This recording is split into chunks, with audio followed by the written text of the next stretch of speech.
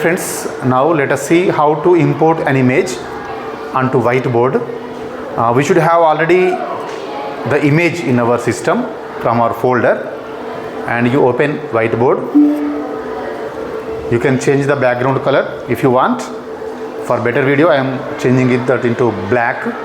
Now this is the window, it will be opened, and you see onto this board I want to import one image, and you see here in the bottom there are some symbols.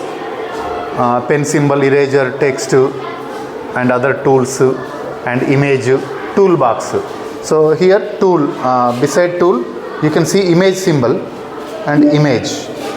Then there will be some options will be shown here. For example, camera and image, you can see second one.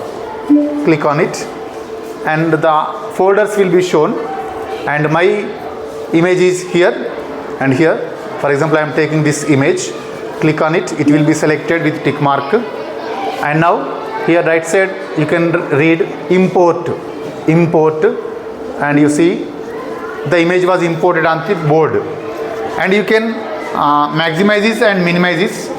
You can see selected, it was selected, and you can change and move also onto desired, right?